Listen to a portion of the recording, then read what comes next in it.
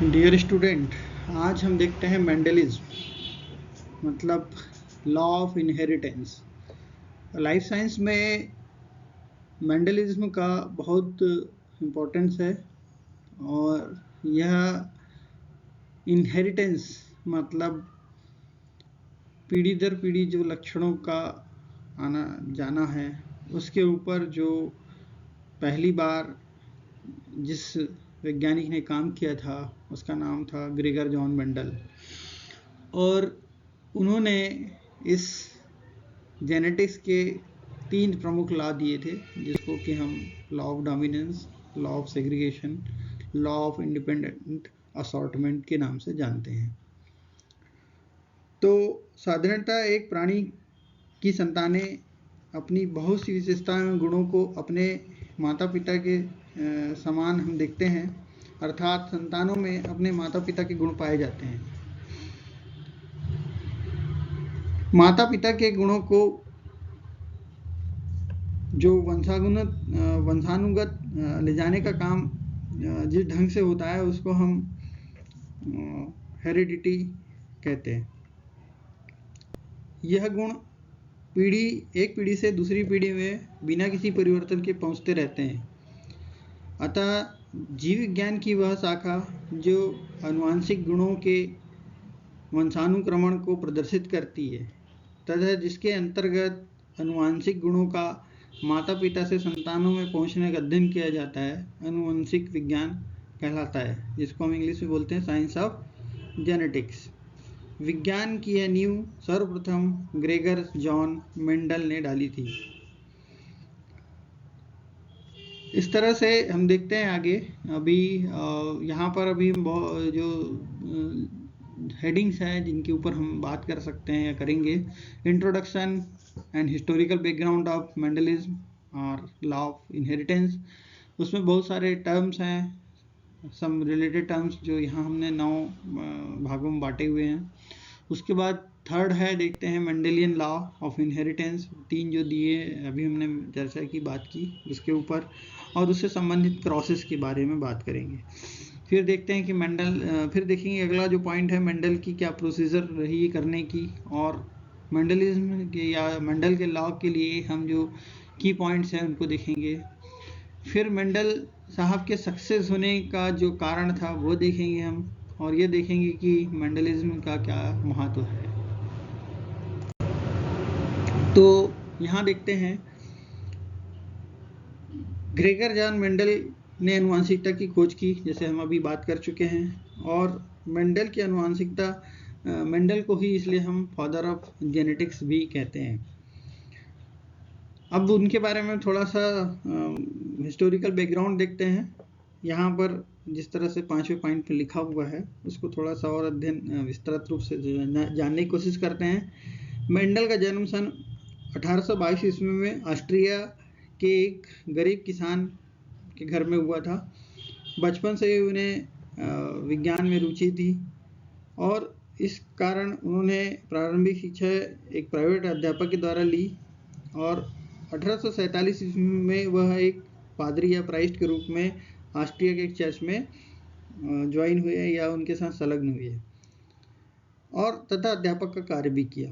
सन 1851 में उन्होंने वियना के विश्वविद्यालय में जाके भौतिक गणित और दर्शन शास्त्र का अध्ययन किया और पुनः चर्च पे आकर 1854 ईस्वी में इन्होंने फिर से अध्यापन कार्य शुरू किया।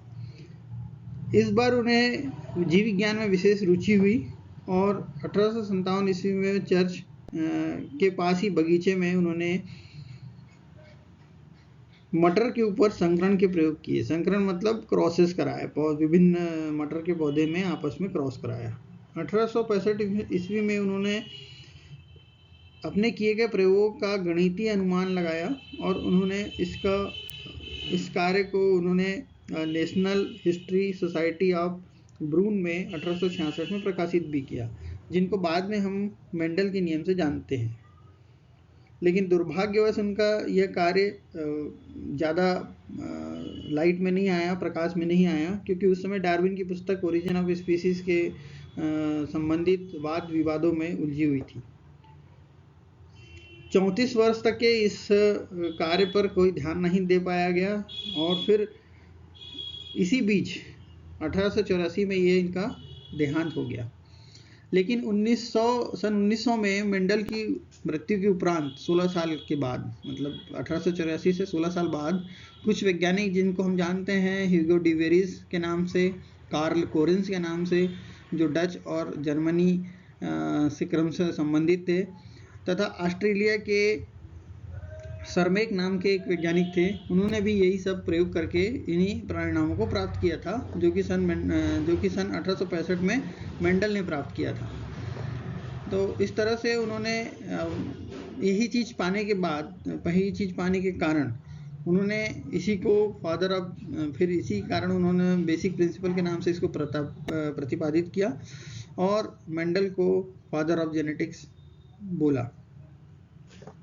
तो यहाँ पर जैसे हमने अभी तक की चर्चा की, उसके हिसाब से इनहेरिटेंस जो है वह यह बताता है कि जो आने वाली संतति है उसमें जेनेटिक इन्फॉर्मेशन का कैसा प्रोसेस का कैसा तरीका होगा, प्रोसेस कैसी होगी फ्लो की। माता पिता से बच्चों में जो गुण आते हैं उसको हम इनहेरिटेंस कहते हैं। होल प्रोसेस जो है हेरिडिटी की, यह डिपेंड करती है कि ऑफस्प्रिंग जो है वो एक दूसरे से अपने पेरेंट्स से सिमिलर होते हैं। एक ही फैमिली के लगभग सभी सदस्य कहीं ना कहीं सिमिलर होते हैं लक्षणों में, और इस तरह की जो बातें होती है इससे समझ आता है कि इनहेरिटेंस नाम की कोई चीज़ है, मतलब यानी कि कोई चीज़ है जो कि लक्षणों को उनके माता पिता से बच्चों पर लेके आती है। तो इसका सबसे पहले जो काम करने वाले वैज्ञानिक थे, जैसे हम जानते हैं अभी चर्चा होने पर, कि ग्रेगर जॉन मेंडल है, उन्होंने ये काम किया था और उनको ही, उसी को हम बोलते हैं मेंडल्स लॉ ऑफ इनहेरिटेंस। इसके बाद हम देखते हैं कि प्रिंसिपल जो था ये कंट्रोवर्शियल रहा। फिर बाद में यही चीज़ जब बोवेरी और सटन नाम के वैज्ञानिक ने अपनी क्रोमोसोम थ्योरी दिया, तो और उसके बाद थॉमस मॉर्गन ने 1915 में सब इन्हीं बातों को सही समझा, सही माना और बातें सब बाद में क्लियर हुई। तो उसके हिसाब से ये सब चीज़ों के बाद में यह जो है यह क्लासिक जेनेटिक्स का जो है ये कोर बन पाया। कोर मतलब सेंटर पॉइंट बन पाया। अब आगे देखते हैं कि क्या मेंडल ने अपने लॉ ऑफ इनहेरिटेंस नियम प्रतिपादित करने के लिए जो कैरेक्टर्स लिए थे उनके ऊपर चर्चा करें या उनको देखें। तो सीड में 2 कैरेक्टर थे, उनका कैसा फॉर्म है और कोटिलिडन्स का कलर कैसा है। फिर फ्लावर का कलर देख लेते हैं, मतलब देखा उन्होंने एक ये कैरेक्टर लिया। फिर पॉड में 2 कैरेक्टर लिया, जिसमें एक उसका फॉर्म था और उसका एक कलर था, कि फली का जो कलर है वो कैसा है, और फली यदि बिना कंस्ट्रिक्टेड वाली है, मतलब बिना सिकुड़ी हुई है, एकदम फुली हुई है, तो वो एक फॉर्म होता है और एक सिकुड़ी हुई फॉर्म होता है। उसी तरीके से स्टेम में उन्होंने 2 कैरेक्टर को ध्यान में रखा। एक तो कक्ष पे यदि निकल रहे हैं फ्लावर तो, या फिर उसके शीर्ष पे निकल रहे हैं फ्लावर, तो ऐसे समय में 2 जो लक्षण थे उसको कंसिडर किया और उनकी लंबाई, स्टेम की लंबाई कैसी थी, लंबी या छोटी थी। तो यहाँ पर हम देखते हैं जो डोमिनेंट कैरेक्टर उसको हमने ऊपर लिखा है, तो उसमें फॉर्म में ग्रे कलर का जो ग्रे राउंडेड सीड यदि था तो वो डोमिनेंट था। कोटिलिडन का कलर पीला जो था वो डोमिनेंट था। फ्लावर का कलर वायलेट था, वो डोमिनेंट था। फली का जो स्मूथपन था वो डोमिनेंट था। फली का जो हरा कलर था वो डोमिनेंट था। एक्सेल साइड में यदि कलिकाएं निकलती थी वो डोमिनेंट था। ये लंबा पौधा था वो डोमिनेंट था। इसी के विपरीत जो लक्षण थे, रिसेसिव कैरेक्टर जो कहना चाहिए जिसको हम कहें, वह वाइट कोट था सीड का और उसमें रिंकल थे। कोटिलिडन का कलर हरा था और फ्लावर्स का कलर उन्होंने जो था रिसेसिव कलर वो वाइट था, और फली जो झुर्रीदार थी, मतलब कंस्ट्रिक्टेड थी, वह रिसेसिव कैरेक्टर था, और फली का कलर यदि पीला हो रहा था तो ये रिसेसिव कलर था। टर्मिनल पे यदि निकलते थे फ्लावर तो वह रिसेसिव था, और छोटा पौधा होना एक रिसेसिव कैरेक्टर था। आगे चलते हैं, कुछ रिलेटेड टर्म्स हैं, जैसे कि हम जानते हैं यहाँ पर जो हमने कॉम्बिनेशंस में लिखे हैं एक जैसे होने के कारण या संबंधित होने के कारण, जैसे टेस्ट क्रॉस, बेक क्रॉस। जब हम किसी चीज़ को टेस्ट करने के लिए क्रॉस करते हैं तो टेस्ट क्रॉस कहलाता है। जब हम बेक जनरेशन के साथ क्रॉस कराते हैं, क्रॉस मतलब फर्टिलाइजेशन, तब उसको बोलते हैं बेक क्रॉस। मेंडल ने जीई जो फैक्टर कहा था, जिनको हम जीन के रूप में जानते हैं, वो एक्चुअल फैक्टर कहा था उन्होंने। और जो जीन होते हैं किसी लक्षण को निर्धारित करते हैं, जिसको हम बोलते हैं कैरेक्टर या ट्रेट। और ये जो कैरेक्टर या ट्रेट है, इसके दो युग्म विकल्पी होते हैं। मतलब कोई भी लक्षण का जो हाई फॉर्म होगा और एक सबसे लो फॉर्म होगा। जैसे कि लंबाई की बात करें तो ज़्यादा लंबा होना और बहुत छोटा हो जाना, तो ये एक ही कैरेक्टर के दो एलील्स हुए। इसी तरीके से फिनोटाइप, जीनोटाइप जो है, उसमें जो फिनोटाइप है वह जो एक्सप्रेशन हो जाता था, जो लक्षण दिखाई देने लगते थे जीव में, उसको हम बोलते हैं फिनोटाइप। और जीनोटाइप ये है कि जो उसके जेनेटिक मेकअप में जो चीज़ें आ गई है उसको हम जीनोटाइप बोलते हैं। अब ये जरूरी नहीं कि जो जीनोटाइप होगा वही फिनोटाइप होगा, डिफरेंट भी होता है। और ये सब जो लॉ ऑफ इनहेरिटेंस का है उसके ऊपर डिपेंड करता है। हेरिडिटी बोले या इनहेरिटेंस बोले, हेरिडिटी मतलब एक पीढ़ी से दूसरी पीढ़ी में लक्षणों का जो आना है उसको हम हेरिडिटी या इनहेरिटेंस बोलते हैं। इनहेरिट कर गया मतलब एक से दूसरे में चला गया। और इसी तरीके से हेरिडिटी मतलब एक पीढ़ी से दूसरी पीढ़ी में जो लक्षण जाते हैं, तो लगभग एक वर्ड से हैं दोनों। इसके बाद पेरेंट की बात करें, मतलब पेरेंट होता है, उसके बाद प्रोजेनिस आती है जो F1 या F2 या F3 आदि आती है, जिसको हम प्रोजेनिस बोलते हैं। प्रोजेनिस मतलब नेक्स्ट पीढ़ी, देन नेक्स्ट पीढ़ी, देन नेक्स्ट पीढ़ी जितनी आती जाएगी उनको हम F1 2 3 4 5 ऐसे नाम दे देते हैं। सेल्फ पॉलिनेशन, क्रॉस पॉलिनेशन का मतलब ये होता है कि यदि स्वयं के पौधे से जो पॉलन निकाल के स्वयं के पौधे पर ही यदि फर्टिलाइजेशन हो तो हम सेल्फ पॉलिनेशन बोलते हैं। क्रॉस पॉलिनेशन हम उसको बोलते हैं कि दूसरे किसी पौधे से पॉलन ग्रेन आके किसी दूसरे पौधे को फर्टिलाइज करे, तो उसको बोलते हैं क्रॉस पॉलिनेशन।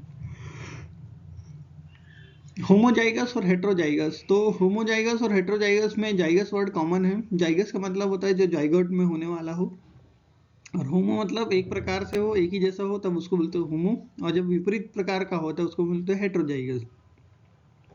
तो जेनेटिक मेकअप यदि डिफरेंट होगा तो उसको हम बोलते हैं हेट्रोजाइगस, और जेनेटिक मेकअप एक जैसा होगा तो उसको बोलते हैं होमोजाइगस।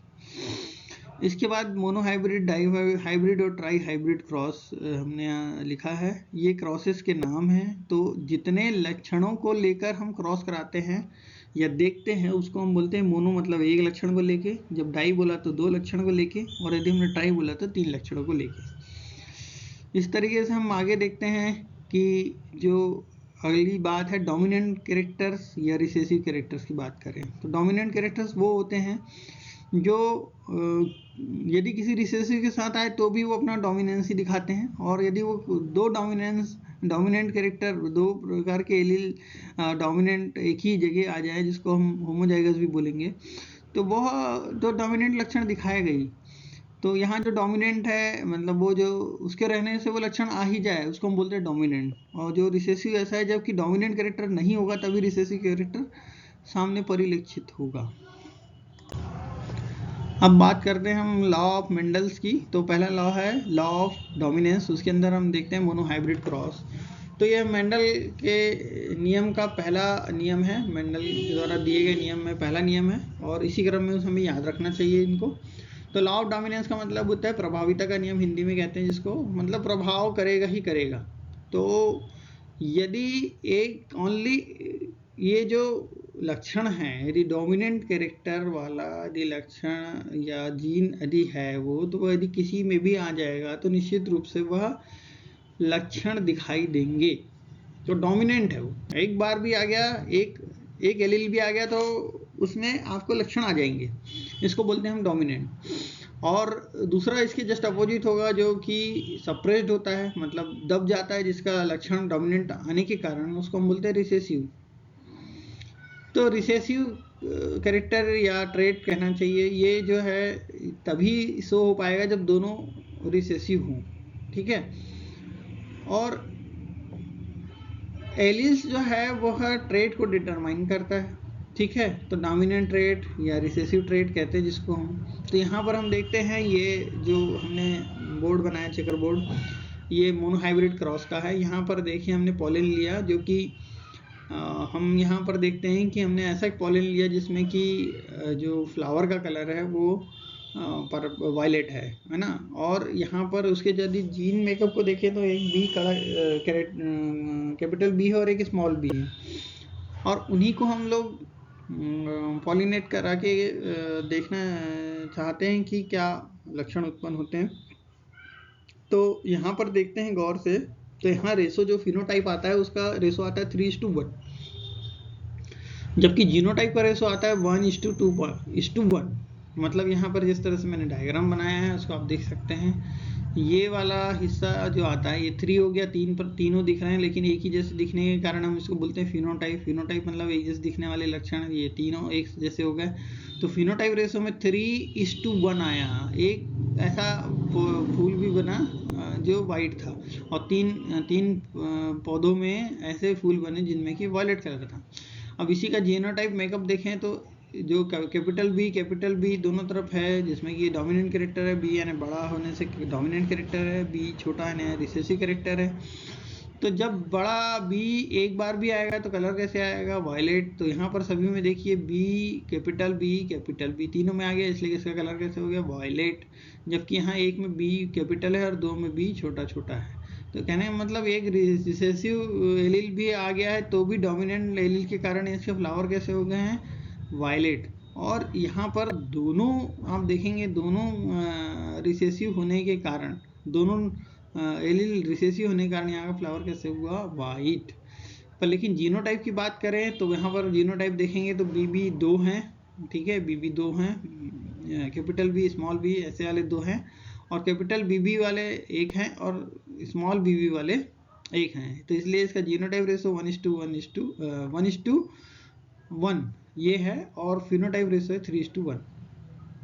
अगली अब देखते हैं मेंडल के सेकेंड लॉ को, जिसका नाम है लॉ ऑफ सेग्रीगेशन। यहाँ पर हम हाइब्रिड क्रॉस करके उसका पता लगा सकते हैं कि किस तरह से अल्टरनेटिव फॉर्म जो है जीन के, जिसको हम एलील बोलते हैं, ये किसी के साथ भी पेयर हो सकते हैं, रेंडमली सेग्रीगेट भी हो सकते हैं, रेंडमली रीयूनाइट भी हो सकते हैं, और इस कारण इसको हम बोलते हैं law of segregation given by the Mendel. And यहाँ पर देखते हैं हम लोग, देखिए जैसे ये जो राउंडेड सीड है और येलो सीड है, येलो के लिए वाई कैपिटल लिखा और राउंडेड के लिए आर कैपिटल लिखा। वहीं पर एक दूसरा सीड है, दूसरे प्रकार का पौधा है जिसमें रिंकल सीड बनते हैं और उसका जो सीड है वो ग्रीन होता है। तो ऐसे समय में दोनों प्रकार के पौधों के बीच जब हम पेरेंट जनरेशन में क्रॉस कराते हैं तो हमें एक ऐसा सीड मिलता है जिसका कि एक y बड़ा हो और एक y छोटा हो, और फिर एक बड़ा आर हो और एक छोटा आर हो, और इन्हीं से हम जब बनाते हैं गैमिट्स, हेट्रोजीनस गैमिट है ना, बनते हैं यदि, तो उनको यहाँ यदि इस तरह से रख दें, y capital R capital, y small R capital, y capital R small, y small R small, ऐसे ही स्थिति में हम इनका चेकर बोर्ड बना के देख लेते हैं। तो हमें यहाँ रेशो मिलता है फिनोटाइप का, जिसका रेशो होता है 9:3:3:1। आगे देखते हैं अगला नियम, लॉ ऑफ इनहेरिटेंस का, मेंडलियंस लॉ ऑफ इनहेरिटेंस का। वह जो है लॉ ऑफ इंडिपेंडेंट असॉर्टमेंट, ये थर्ड लॉ है, जिसमें हम ट्राई हाइब्रिड क्रॉस करके देख सकते हैं कि क्या जो एलील है, डिफरेंट फॉर्म्स हैं जीन के जिसको हम एलील्स बोलते हैं, वह क्या किसी के साथ भी मिलकर कॉम्बिनेशन बना सकते हैं? तो बिल्कुल सही बात है, किसी और के साथ मिलके भी कॉम्बिनेशन बना सकते हैं। और इस तरह से हमें जो थर्ड लॉ कहता है कि एलियंस जो है, जीन के जो फॉर्म है, कैरेक्टर का जो फॉर्म है, डिफरेंट फॉर्म है, वो इंडिपेंडेंटली सेग्रीगेट हो जाते हैं और इंडिपेंडेंटली संयोग बनाते हैं। इसलिए इस लॉ का नाम लिखा है law of independent assortment. Assortment मतलब छटाई, इंडिपेंडेंट यानी बिना किसी रोक टोक के छटाई को हम इस तरह से देखते हैं। और ये हमें जो ट्राई हाइब्रिड क्रॉस है, जिसको हम पता लगाने के लिए किए हैं, कौन सा लॉ है? Law of inheritance, law of independent assortment. तो यहाँ हमें फिनोटाइप में रेशो मिलता है 27:9:9:3:3:3:3:1। इट मीन्स यहाँ पर हमें कितने कॉम्बिनेशंस मिलते हैं? 64। अब देखते हैं कि मेंडल ने क्या प्रोसीजर अपनाई थी। मेंडल ने केवल एक ही ट्रेट को एक समय में अध्ययन के तौर पे लिया था। जैसे कि लंबाई का यदि लक्षण देखें तो उसमें टाल और ड्वार्फ जो पी प्लांट था उस पर स्टडी की। इससे ये हुआ कि एक ही जीन पर वो काम कर रहे थे। उन्होंने फिर अल्टरनेटिंग फॉर्म को ही लेने के कारण उनका ये जो क्रॉस कहलाया, मोनोहाइब्रिड कहलाया। और जो सीड प्रोड्यूस हुए वह प्रोजेनी या फिलियल कहते हैं, जिसको फिलियल मतलब संतान और पेरेंट के बीच का संबंध को हम फिलियल बोलते हैं। तो वो F1 पीढ़ी कहलाई। तो इस तरह से फिर उन्होंने उसी प्रोड्यूस्ड F1 पीढ़ी के साथ टाल प्लांट का पॉलिनेशन करा के क्रॉस करवाया, जिससे F2 प्रोजेनी प्राप्त हुई। और फिर उन्होंने देखा कि आगे कि इस तरह से क्या चेंजेस आ रहे हैं। उन्होंने फिर बाद में दो विपरीत लक्षण वाले कैरेक्टर्स को लेकर भी क्रॉस कराया और देखा कि उसमें क्या उत्पन्न हो रहे हैं लक्षण। तो इस तरह से उनने एक सिस्टमेटिक प्रोसीजर अपनाते हुए विभिन्न रिजल्ट्स को पाने के बाद गणितीय रूप से उनका आकलन करते हुए अपना पेपर प्रेजेंट किया था 1866 में। और देखते हैं आगे कि की पॉइंट्स क्या हैं मेंडल के। तो उन्होंने यह प्रयोग लगभग 7 साल किया और उन्होंने सभी प्रकार के जो नियम हमने अभी पढ़े देखे उनको बताया। इंडिपेंडेंट असॉर्टमेंट में उन्होंने ये कहा कि कोई लक्षण किसी के साथ भी पेयरिंग कर सकता है। मतलब ये नहीं होगा कि ये लक्षण किसी खास लक्षण के साथ ही पेयरिंग करेगा, बल्कि कोई लक्षण किसी के साथ भी पेयरिंग कर सकता है। तो यह इनके की पॉइंट्स थे। उनके सक्सेस होने के रीज़न जो थे वो हम यहाँ पर देखते हैं। Method of working, selection of material और selection of trait and crossing technique. तो उनने जो कार्य करने की उनकी जो विधि थी, वर्किंग थी, मेथड ऑफ वर्किंग, उन्होंने उसमें गहनता से अध्ययन किया तथा पूर्व के वैज्ञानिक की असफलता का कारण पता लगाया और इस आधार पर उन्होंने अपने संकरण का प्रयोग की रूपरेखा बनाई। मेंडल ने एक बार में केवल एक ही लक्षण की वंशागति का अध्ययन किया, जबकि पहले वाले वैज्ञानिक एक जीव के सभी लक्षणों की वंशागति का अध्ययन करते रहे। मेंडल ने अपने प्रयोग में F2 तथा F3 पीढ़ी तक बढ़ाया। उन्होंने अपने प्रयोगों की निरीक्षण का विश्लेषण एवं अध्ययन ध्यानपूर्वक किया। उन्होंने प्रयोग के लिए पदार्थ का चुनाव सावधानी से किया तथा प्रयोग आरंभ करने के पहले शुद्ध नस्ल वाले पौधों को चुना। उन्होंने संकरण के समय स्वस्थ पौधों का चयन किया। संकरण ऐसे पौधे के बीच में कराया जिससे एक या दो लक्षण के विरोधी रूप स्पष्ट थे। उन्होंने अलग अलग शुद्धता के पौधों की अलग अलग क्षेत्रों में उगाया ताकि किसी प्रकार से डिस्टरबेंस ना हो जाए संकरण कराने में। फिर मटेरियल के चुनाव की बात करते हैं तो उन्होंने संयोगवश मटर के पौधे का चयन किया था। तो उनके चयन करने का जो कारण था वह था कि वह एक वर्षीय पौधा था, उसका जीवन चक्र बड़ा छोटा था, अल्पकालीन था, ताकि जल्दी जल्दी क्रॉस करा के उसको पता लगाया जा सके। इसके पुष्प द्विलिंगी थे, अर्थात नर मादा जनांग एक ही पुष्प में थे। पौधे मुख्यतः स्वयं परागित होते थे, इसे आसानी से उगाया जा सकता था। सेल्फ फर्टिलाइजेशन के कारण होमोजाइगस होते थे, अतः पीढ़ी दर पीढ़ी इनके पौधे शुद्ध लक्षण बने रहते हैं। कृत्रिम रूप से परपरागण द्वारा सफलतापूर्वक संकरण कराया जा सकता था। मटर के पौधे में अनेक विरोधी लक्षण उनको मिल गए, जिसके कारण उन्होंने तरह तरह के प्रयोग कर पाए। लक्षणों का चयन जैसे हमने अभी पिछले स्लाइड में देखा था, जहाँ पर कि 7 लक्षण थे जिनके विरोधी परस्पर विरोधी, जिसको हम युग्म विकल्पी या एलील्स कहते हैं, उनको हमने दिखाया था। तो ये संयोग से उन्होंने 7 लक्षण लिए और वो सातों अलग अलग कहते हैं क्रोमोसोम पर हैं वो, जिससे उनको सफलता मिलने में कोई दिक्कत नहीं हुई। क्योंकि बाद के प्रयोग में जैसे बैटेसन और पुन्नेट ने एक बाद में पता लगाया था कि लिंकेज होता है, यदि वो एक ही क्रोमोसोम पे होते हैं 7 लक्षण, तो मतलब कुछ संयोग से कुछ 2 या 3 अधिक लक्षण एक ही क्रोमोसोम पे होते, तो और यदि लिंकेज हो जाता तो फिर वो सफल नहीं हो पाते।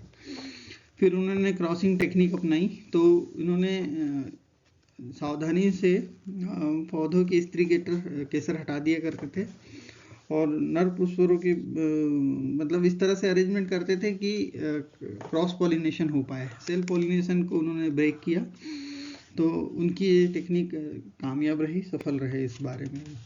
तो अगली देखते हैं हम आगे स्लाइड में कि क्या इम्पोर्टेंस रहा मेंडलिज्म का।